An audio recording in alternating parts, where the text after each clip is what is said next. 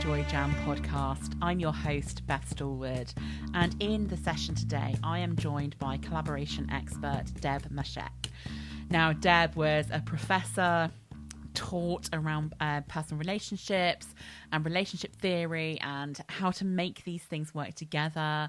She's been executive director of an organization and is now working with organizations on how do we do this collaboration stuff well? How do we do it right? We talk about actually the things that can go wrong, the things you need in place, the things that can help or hinder those collaborative relationships and help us do things really, really well, or the things that can cause the challenges here. So I really enjoyed this conversation. We probably could have spoken for many, many hours about this topic because it's such a broad-ranging, interesting one that I think so many of us find as a source of joy or a source of work glue. I really hope you enjoy this conversation. Well, welcome to this episode of the WorkJoy Jam, where I'm joined by the wonderful Deb Mashek, and I'm so excited to have this conversation.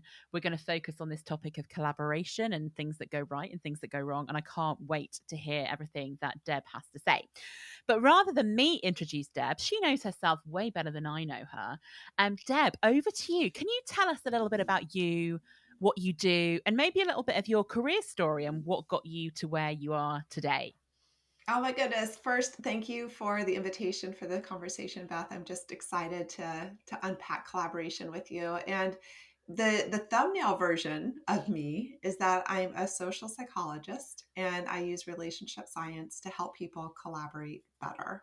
And so my background, my story is I started my professional life as a professor at an incredible small liberal arts college here in the United States called called Harvey Mudd College. I'm getting ahead of myself there. And I was there for, I think, 14 years teaching Wow. classes on the psychology of close relationships and the psychology of community building and the psychology of collaboration. And so all of these, and unpacking with my students, all of this incredible research and applications around how you can help people come together and do more and be more together. And then the 2016 election happened here in the United States. And so this is when Donald Trump beat Hillary Clinton and campuses melted down. So what we saw is that understandably, a lot of students were upset, a lot of faculty were upset, but not everybody was upset. And some of those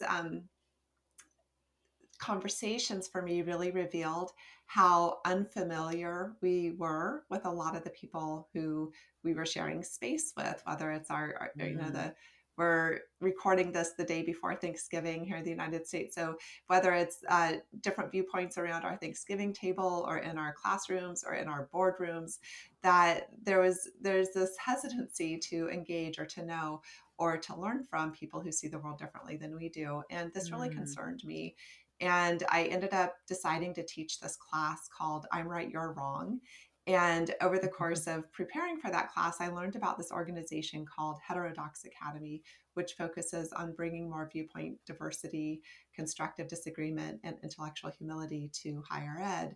And through a series of interesting things, including me having my cell phone in my hand on the beach in Costa Rica, where I was looking at my cell phone when this email came across from Jonathan Haidt, who was one of the co-founders of Heterodox Academy, saying that they were looking for their first executive director. And I knew instantly that I needed to apply for this opportunity to be part of this movement of bringing more intellectual humility and constructive disagreement to the world. And so I packed up my bags. I made a cross-country move from California to New York. And Wow. I did this as a single mom. I had an 8-year-old in tow and I moved sectors. I walked away from my tenured full professorship. All the story there is because I wanted to bring people together. I wanted to look at the possibilities that come up when we are in relationship. And then the next phase of the story is a couple years ago, I decided I wanted to get back to my roots, thinking about the psychology of collaboration. And I went out on my own, launched my consultancy which helps business leaders build these amazing collaborations in their organizations. And that's what I'm doing now. And as part of Myco Consulting. So Myco is a nod to mycology because I think mushrooms are just the coolest collaborators in the universe. I love that. I had no idea that mushrooms were collaborative. Tell me a little bit more about mushrooms and how they collaborate. So, so the metaphor, you can take it in a million different directions, but the pieces that I especially like is that collaborate or mushrooms pair up with other organisms like trees and share resources. They also communicate across these incredible networks to send signals about different threats in their environment. There's this idea that in the substrate where the mycelium are growing, this is the intricate web that's underneath the earth. It's doing amazing things within that nurturing environment. And it's only when the conditions are right. So when you've got the right Yeah. humidity, when you've got the right temperatures, that you actually get the fruiting bodies that we see above the earth. And the same is true in collaborations, that we share resources, we inform each other about the risks and the rewards. And only when the conditions are right do we actually develop these amazing ideas in this very productive way. So I love the mushroom metaphor. I I, love it. I yeah. had no idea there was so much behind mushrooms, I have to say. And That's if I gotta amazing. say, if we were on screen behind me, you would see a whole bunch of there's like a mushroom hunt. So when people are bored of me Oh, on Zoom, they can look in my background and see all the mushrooms hiding behind me. I love that. That is such an interesting analogy for collaboration and all things, how do we do things together?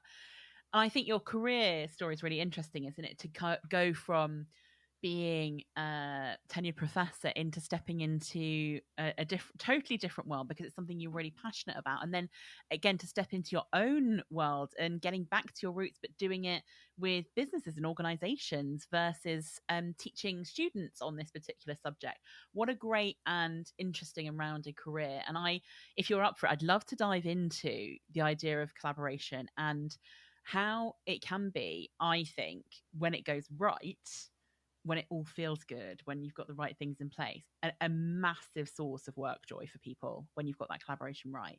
But also when it goes wrong, and from my experience and from I'm sure a lot of experience, it doesn't always go right, does it? There's a lot of things that can go wrong. How it can be a real source of actual angst and gloom and unhappiness in workplaces as well. So if you're happy to, let's dive into some stuff on collaboration.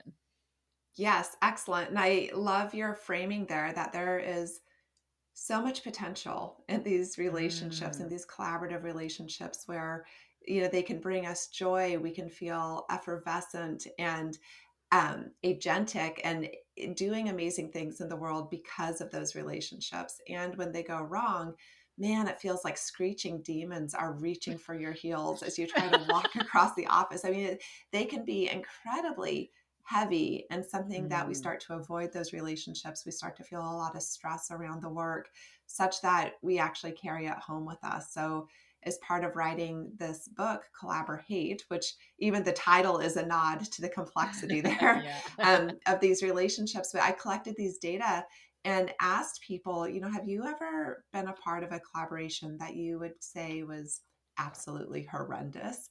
And just ask yourself predict what percentage of people do you think said they have in fact been a part of something absolutely horrendous? The answer Oh, from these I data, reckon and more they're than half. yeah, exactly. 72%. And Right. this was a sample of over 1,100 people. Right. Yeah, so it's pretty common to say collaboration sucks sometimes. And I'm interested in why that is.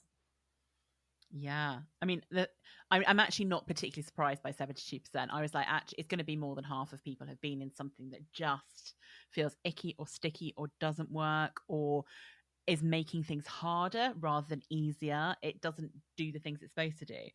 So, in your research and in what you found out for your book and for thinking about this subject, where are the points where collaboration goes really wrong? And then we can look at how do we make it right. Let's look at the dark side first of all. I love it. I'm oddly drawn to the dark side of these things. And so I don't know if that makes me a weird human or what, but yeah, No, let's start definitely with the not. dark side. So it can be everything. So in the book, I go through these 24 ways that collaboration can go off the rails. So I won't try to list them all here, but a lot of it has to do with people being unclear about expectations. Either they Yeah. haven't clarified expectations for others or they haven't understood the expectations around the shared work. It has to do with actually not following through on those expectations. So it's not enough to know that you should come to meetings prepared. You actually have to come to meetings prepared. I mean, really basic stuff like that. It's not enough to know that I need to give feedback by 4 p.m. on Thursday. You actually have to set or meet that deadline because other people have organized their worlds, including their weekends, around you doing your stuff. And if you miss that deadline, you start intruding on other people's workflows, on other people's headspace, on other Mm, people's weekend time with their family, things like that. So there's expectation setting, there's maintaining those boundaries. Um, there are also problems with people trying to uh, grab credit for other yeah. people's work or placing blames for failures as opposed to sinking or swimming together as a team. It has to do with people saying, sure, I would love to take part in that, or yes, let's do this thing together, but actually they have zero capacity to give. And so ultimately, the undone things either totally stall out the project or end up on somebody else's plate. So there are just so many ways that collaborations can go off the rails. And this is one of the reasons I find it totally fascinating that we're not actually teaching people how to collaborate well. No, no.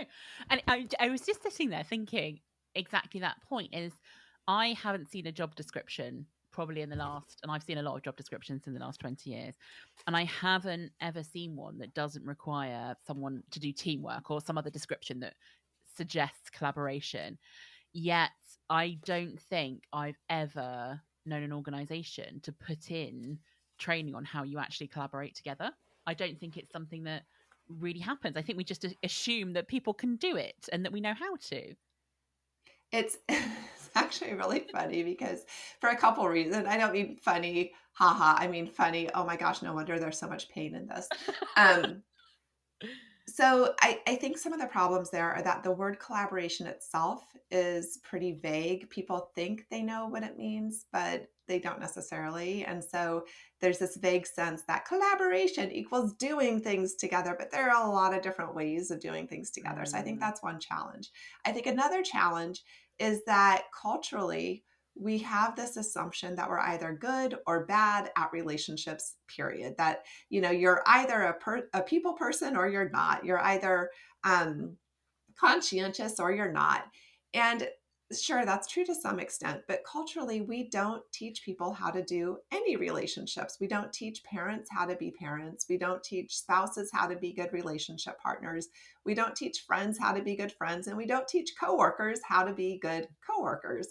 And I guess we do, we have a lot of labor and delivery classes, but gosh, I got to say that the parenting part after delivering my child, that's been really hard too. So, this idea that it's just out there or that, we should just be able to do this or not, that's another challenge. Another yeah. challenge for why we're not teaching this is that, the people who are running organizations don't necessarily know how to do it. So even though they're like, yeah, yeah, job description, we need good collaborators. But then when you onboard someone into that space, if you're not sure what's in the secret sauce, it's really hard to then communicate and train it.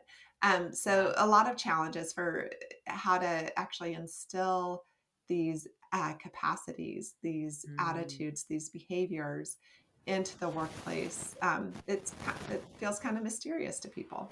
Yeah, and I think what you were saying earlier as well around this idea that you have to know what your expectations are, but when you have those, you also have to meet them. You can't know that the deadline is there and everyone's built something around it and not do it.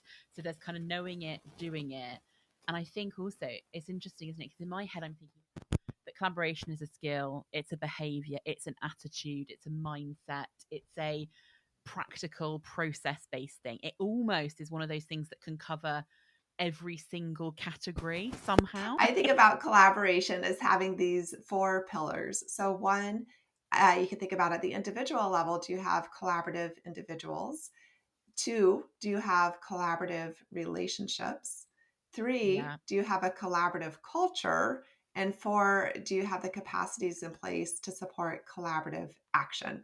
So at each of those levels, there are different things you can, I dare say, should do if you really want to unlock the potential of collaboration, whether that potential, if you're thinking about how to create the most innovative products, programs, or services, or how do you make sure that you're really meeting all of your deadlines and that the bottom line is robust and that morale is high. Those are all the reasons why we want to be able to collaborate well. But then those 4 pieces, that individual, relationship, culture, and action, those are the how you make that happen.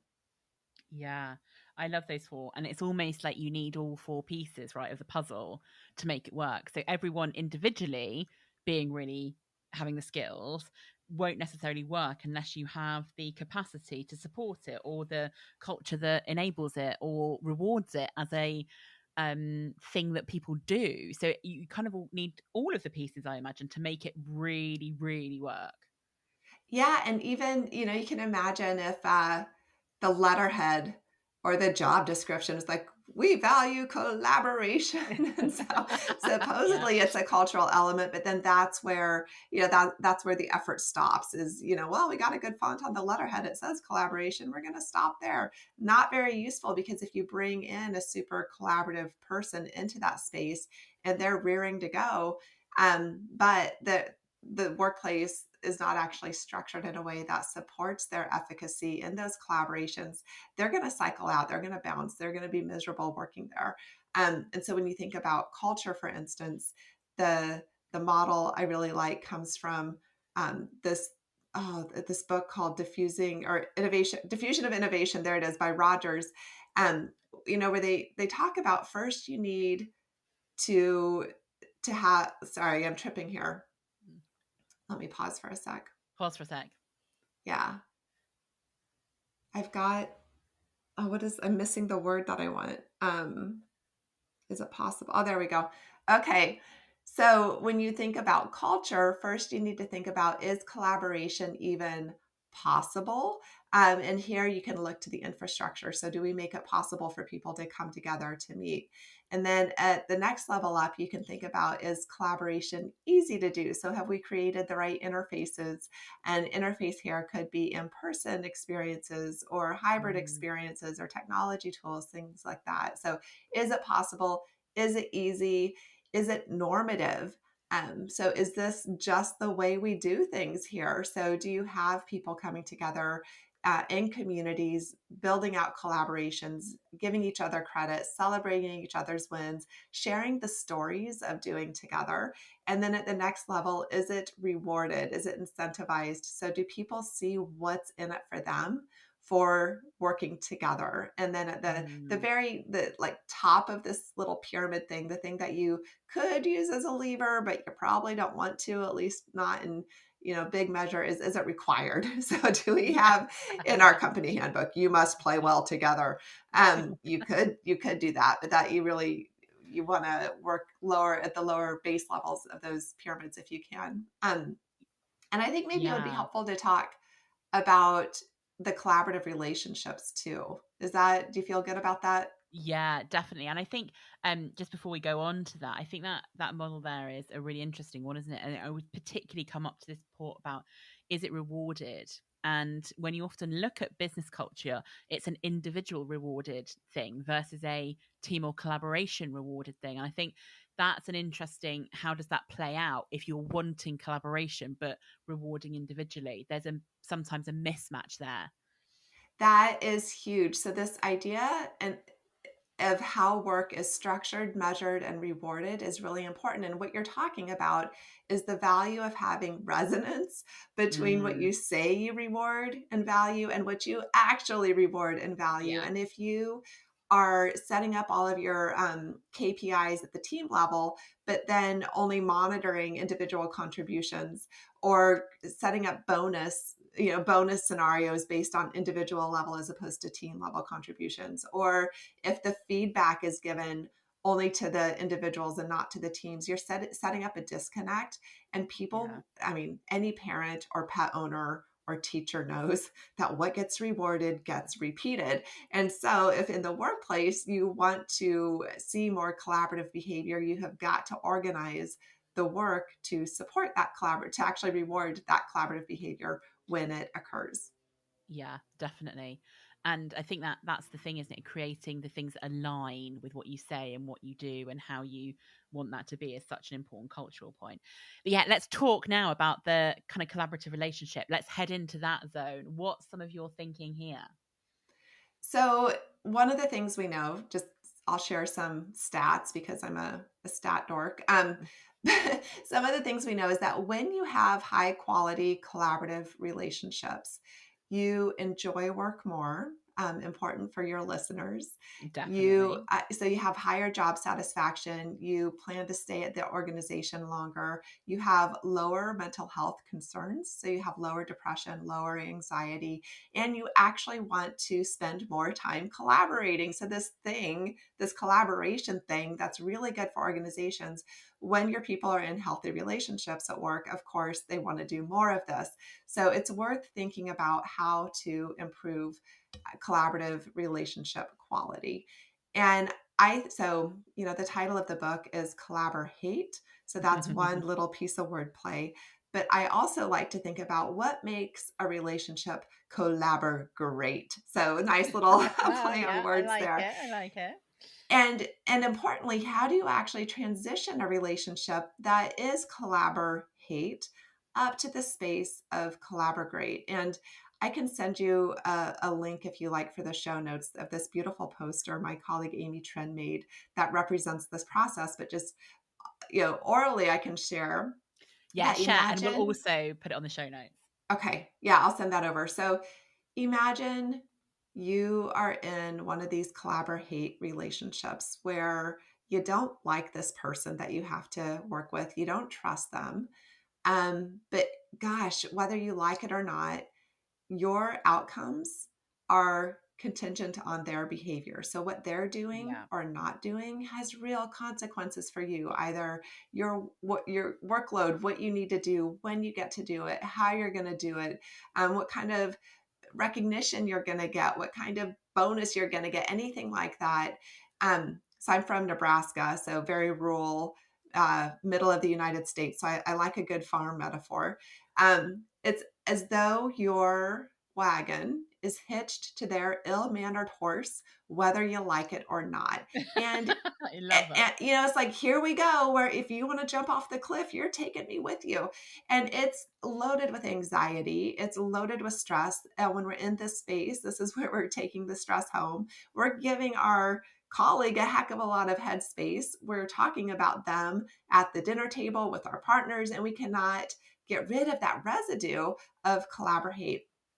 In that situation, the first thing to do is actually to decrease interdependence. And interdependence is the idea of, to what extent are my outcomes tied to yours? So are there ways to separate the work, to make the work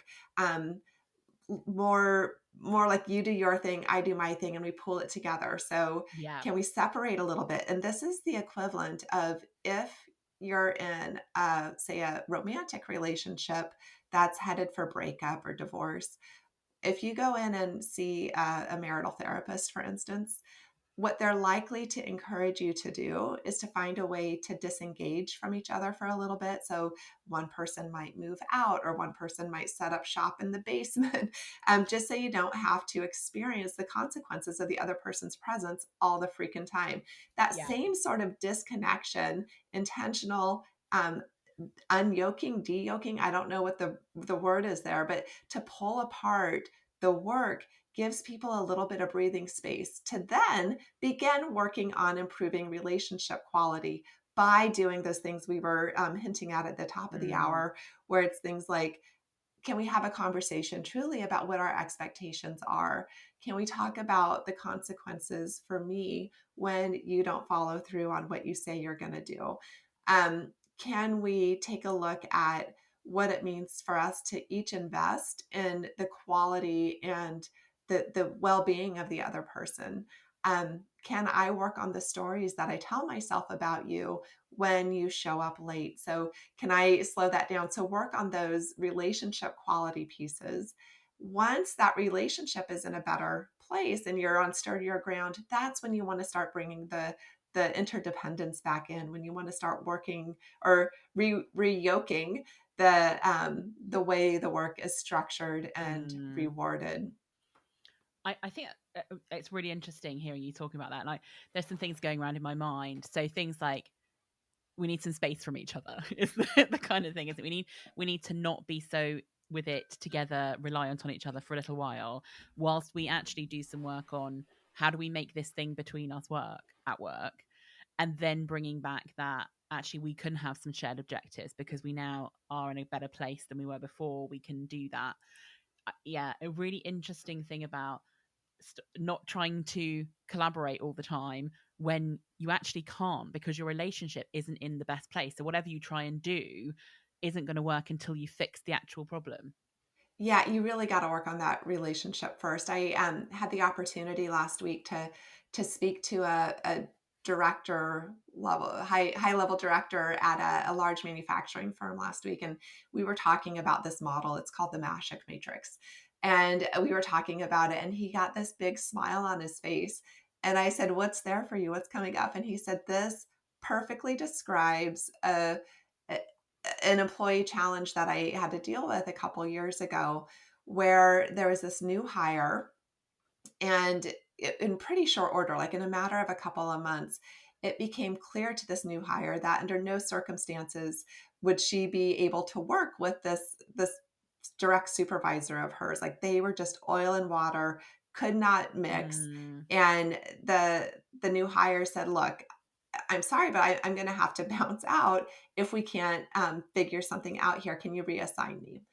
And this person I talked to said, "Well, I couldn't reassign her, but there was another group that needed this manager's attention." So basically separated them and redistributed the team a little bit. And the new person was able to get her legs under her to like figure, get more up to speed on everything.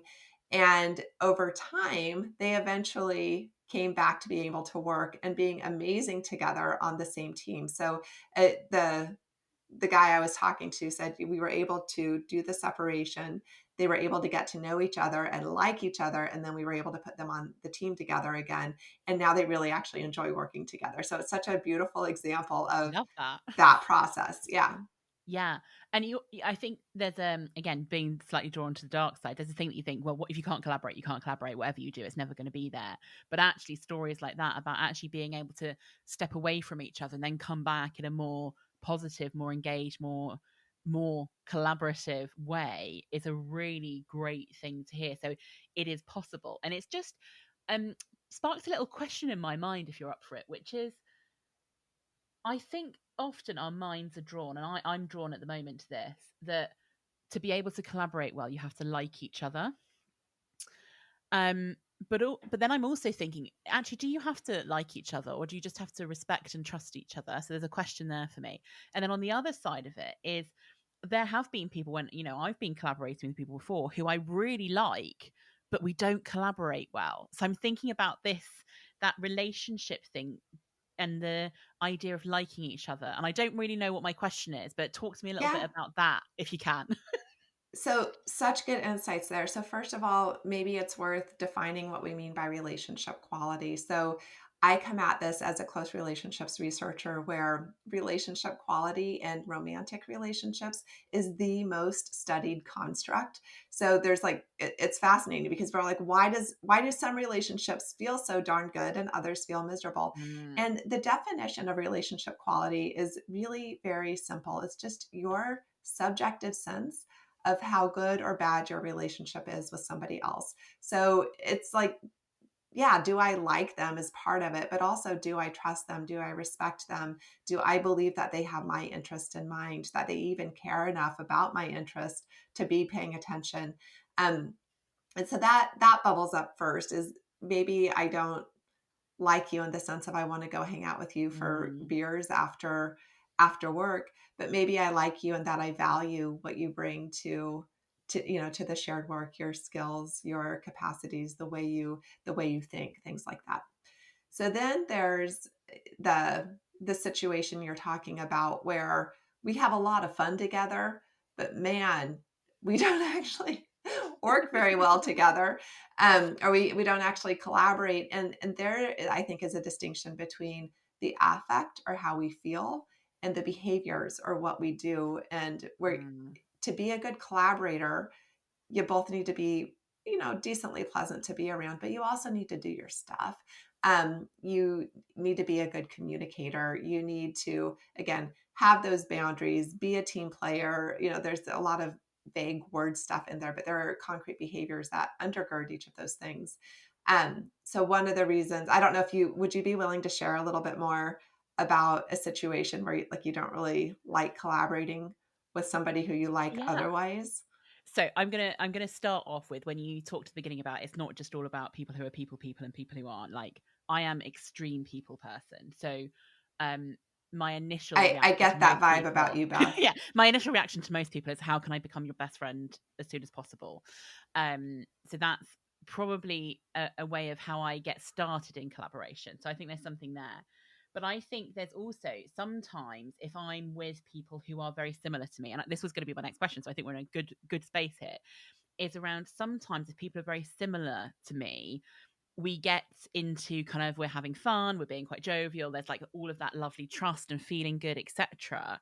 But then, because we're both in that space, or all of us if there's a bigger group, we don't actually move on to some of the work sometimes. So it's like, how do we, and I was, the question I was going to ask you next was going to be around, actually, how do we bring that kind of diversity of personality and skills, etc., into collaboration, so that you kind of become greater than the sum of your parts almost. There's that, it's not all about being the same, and actually being respectful that other people come in and have different conversations and are able to move your head and your mind. So I mean, I'm sure we could talk about this for hours, but there was just something in my mind around, sometimes it's better for me if I'm with people who are really different to be able to get a better result. Yeah. Yeah. So there's so much there. So, first of all, that example you're sharing, in my mind, as I'm thinking about the matrix, I would put that as a really high relationship quality with really low interdependence. So, in a Yeah. quadrant, I would call high potential. So, you've got a great set of ingredients to try to leverage in the spirit of collabor. Great. Yeah. But to actually move from this energy of like, hey, we should do something together, and nobody Yeah. actually, I've seen it a million times, right? Where, because I'm the same, I'm a quick activator. So if somebody says, let's do something together, I think you were actually, oh, well, you and I are in one where I activated on a Yes. collaboration like within 5 minutes, which is too Yeah. quick. Like, I need to slow the heck down. I get that. I loved Um, it, by the way. yeah, but like, I try to hold back a little bit, but there's this one scenario that I'm in right now where it's a whole bunch of people thinking that maybe they should try to open a studio together. And it's so obvious to me what the first 10 steps would be. And I am sitting on my hands and keeping my mouth shut because I do not have capacity to be leading a studio opening right now. Even though, and I'm like, hey guys, maybe you should ask these 3 questions. And they're like, Deb, yeah, you should totally do that. And no, I can't.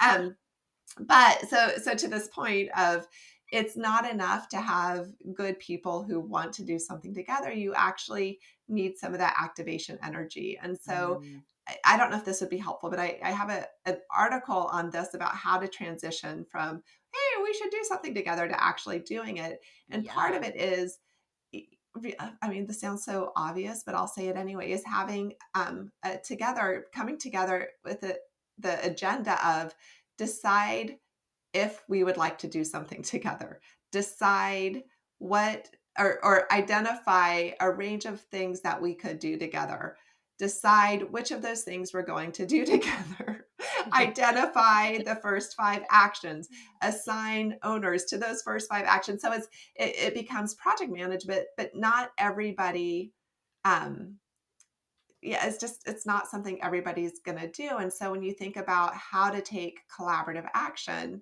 one of the first things is to evaluate what could we do together, and then think about what should we do together, and then how should we do it, and then actually doing it, and then looking back and saying, how did we do? And part of that, how did we do, is I think actually a lot of companies, a lot of people are like, oh, how do we do on our KPIs, and where are we next to what does our dashboard look like?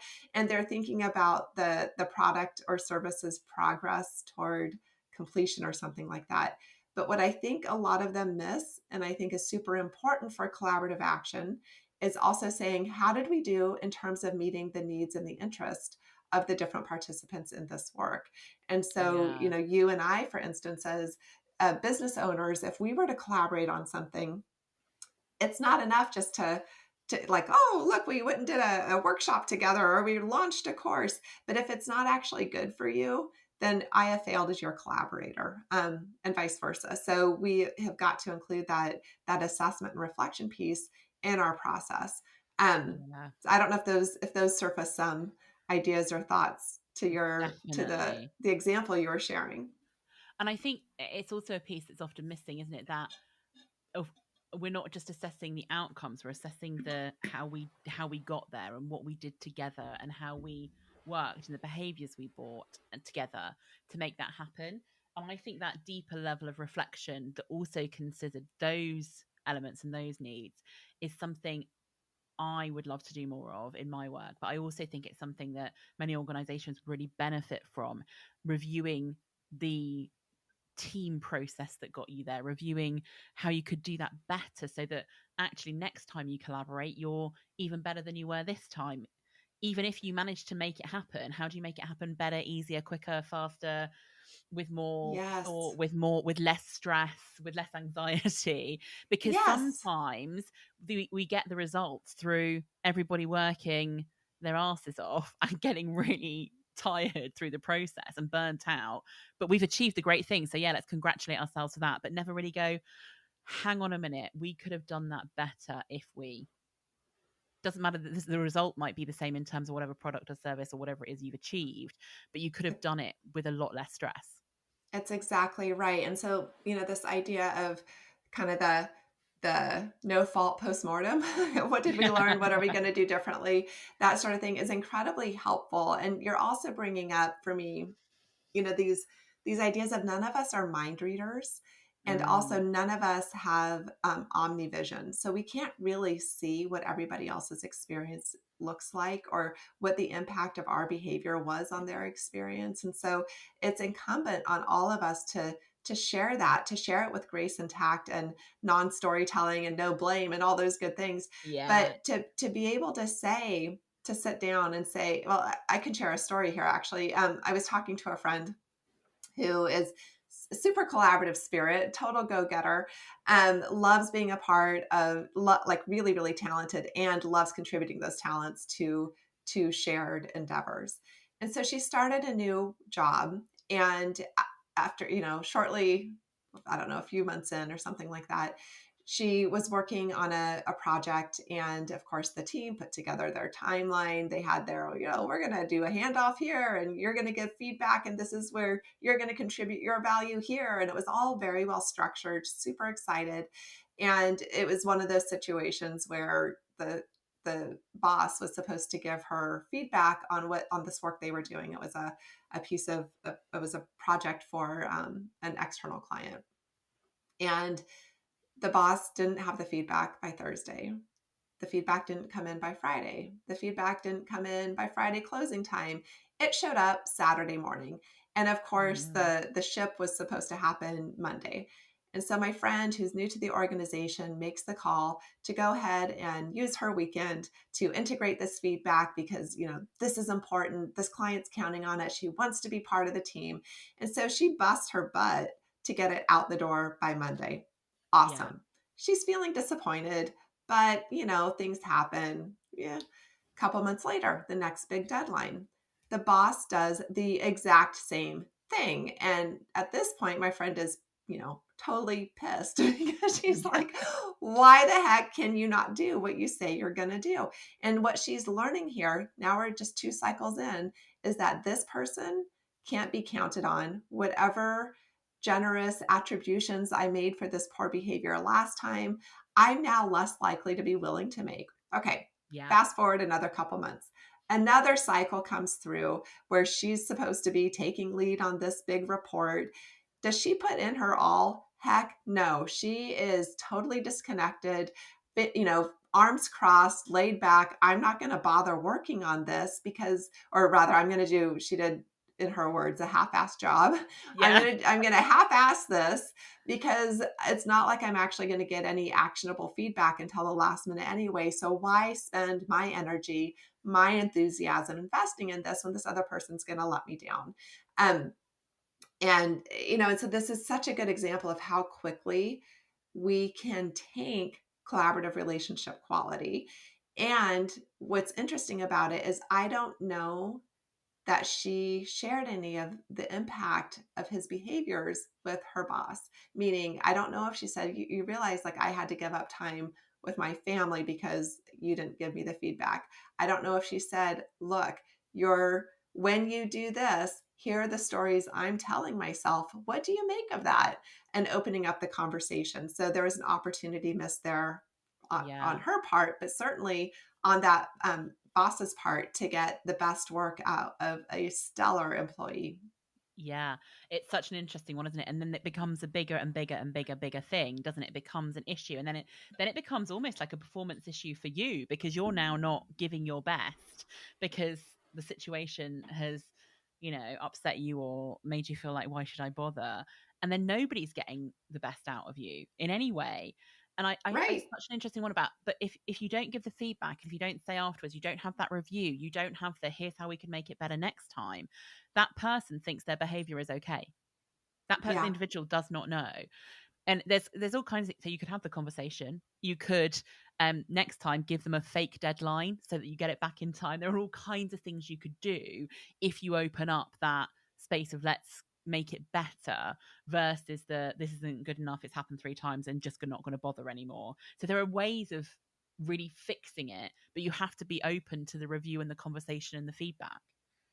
And to have those open reviews, that open conversation, open feedback is really contingent on having an environment at work where that's even allowed and not just, oh, Yeah. yeah, no, we welcome open feedback and we're going to give you the cold shoulder or make you feel Yeah. horrible if you do it. Like, no, it needs Yeah. to, another place where alignment is super important. So Yeah, if you say we're definitely. open to those hard conversations, you have to be able to sit there without your arms crossed, be able to genuinely say, thank you. Let's think about this together. Yeah, definitely. Oh, it's so fascinating. And there are so many things that we could talk about, but we don't want to keep going through loads and loads of time. But thank you for all of those little bits. I've got some quick fire questions for you if you're up for them as we finish off our session today. Okay, let's try them. Should I give it a go? Right, come on. They're not that complicated. I'm sure you'll be Can able I? to answer it. Okay, let's try it. Should we try it? Okay, here we go. Yeah, I'm game. Um, so, first one is a personal one for you. What is always guaranteed to bring you a little bit of work joy? Oh, I almost said collaborating, but that's just not true. So because sometimes it's really freaking hard. I will say when I get to work, I have a subset of collaborators that I absolutely adore. So when I get to work with a Mm, particular set of collaborators. yeah. So the ones that you can do it really well with, not just collaborating in general, because sometimes it's hard and difficult and doesn't work. Love it. Yeah, the No, ones I who am. are like, yeah, just the superstar. I mean, they're not just superstars. The people who I have incredible relationships with, and we Yeah. have really high mutual interdependency. It's phenomenal. Yeah, love that. And I also imagine that as a collaborator, you're really good at the structuring and making sure that you're thinking about the expectations and all the steps that you can do to make it work as well. I try, but I certainly I'm not the best collaborator all the time. Like when I'm super intentional, I can do a good job at this, but sometimes like everybody else, there are a million pushes and pulls. Oh, And I sometimes am not always on my best behavior because I'm human. you are a human being. Not everyone, we can't be great at everything all the time. Right. Second question. What book are you currently reading? Right now, let's see. I've got a whole pile behind me. What am I? I don't have anything. Oh, that's not true. I was like, do I have anything open right now? What I have, what is the title? Is it, shoot, it's Linda Flanagan's. Here, can you ask me that one again? Yeah. Uh, what what book are you currently reading? Right now, I am reading Linda Flanagan's Take Back the Game, and it's about how money and what's the other one? I forget the whole subtitle, but basically looking at youth sports in the United States and why there's so much mania around, like, oh, I need to get my kid on the best team, or like a 3-year old, like, hey, he's gonna go off and play baseball in college. But it's really, as a baseball mom with a highly enthusiastic 13-year-old, it's something that I'm curious to learn more about. Oh, yeah, really interesting. I used to work in sport, and there's quite an interesting thing about kids in sport. So yeah, we should chat about that one day. Yeah. And Um, I'll say too, I had a chance to meet Linda this summer at a party. She was there and I got to meet her, and really fascinating. So she used to be a coach herself, and she's a journalist. So the book is just a really rich read. And I think you would love talking to her at some point too. oh, love that. I love a good book recommendation. Right, next question. What is the best or most useful bit of advice that someone has given you in your life that you always find yourself coming back to? Mm, love that one. I remember one of my mentors in college, Elaine, she she told me, say what you mean and mean what you say. And I have carried that with me. And I mean, it certainly is very present in my advice to people Mm, about how to collaborate. And I've added to it my own little phrase of, so say what you mean and mean what you say, but do so with grace and tact. So holding the other person as a whole valuable entity in front of you that you can, you'll improve their world and yours if you're able to say what you mean and mean what you say without throwing barbs as you do it. yeah, I love that. And I love the extension of it as well. It's like you've taken it and made it, a collaborative bit of advice there. Brilliant. And then finally, what's one super practical bit of advice for our listeners that's maybe something they could do now, tomorrow, the next day, maybe use as a habit that you think would help them get a bit more joy through collaboration? I love it. So, one of my favorite tips is look for opportunities to make other people's worlds just a little bit better that don't take a Mm, lot of effort on your own. So, this is activating the communal spirit. And in the book, I talk about it as bring the donuts. Um, you can bring whatever snack you want. But, if you've got a colleague who has a squeaky wheel on their chair and they're always complaining about the squeak, bring in the WD-40, whatever, like just fix it. Offer to take the notes, offer to draft the first pass at the document. Um, and you don't want to always be the one volunteering to do all the things, like, but the idea is if you do it first, other people will start to follow. So yeah. activating that communal spirit in the workplace is one of the best ways to get the collaborative spirit really moving. And it's just little tiny things make such a big difference as well. I always think that it's the small moments that really change us if we can make those happen. It's so Deb, it's true. been And it's true in our romantic relationships too. And in our parent-child relationships, that notion of being present and noticing the bids for attention or for support and mm, responding to them. So if it's, if you're in a shared working space and you walk by and see someone's empty coffee mug sitting on the table, asking, are you done with that? I'm going to the kitchen. I'm happy to take this. Or, I'm going to go freshen up my cup. Can I grab you some while you're there? Um, those little things just it makes a difference. Or hey, I noticed you were using, I don't even know, like some tool that you use regularly, and then you get them one that's, monogrammed, or I don't know, just there are Yeah. so many little, like if you're paying attention, the things you see of value to other people that you can then hold up as something you recognize, it's really powerful. I love it. And Deb, where can people find out more about you, about what you do, about your book, all of these different things? Tell us where we can come and find more. So the two easiest ways are to either visit collaborhate.com. So it's spelled just like collaborate, but there's an H in it. And there you'll find lots of stuff about the book and links to all of my social media and whatnot. You can also visit debmashek.com and you'll get access to the same stuff. Please, connect with me on LinkedIn. I do my best to post every day to bring value and to engage with other people who are thinking about these things. And, of course, reach out anytime if you're up against a collaboration challenge and would like a sounding board. Brilliant. Thank you so much. And we'll put those links into the show notes as well so that people can click straight on them and get straight through to you. Deb, thank you so much for such a great conversation. I have learnt loads. I'm going to go away and think more about this whole subject of collaboration, how I can do it even better. Beth, it was an absolute pleasure. Your interviews, I love listening to you and how you engage people and just you ask the best questions. So what an honor to get to be with you today. Oh, it's been a joy. Thank you.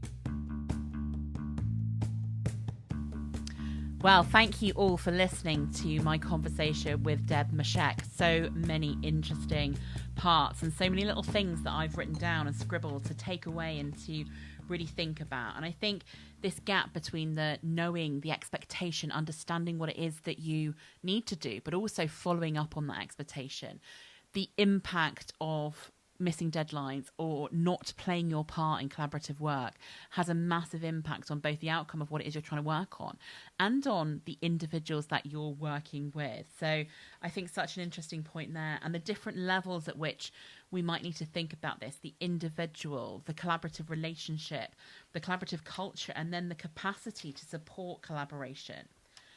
And this question as well about what gets rewarded and how that influences everything that people do.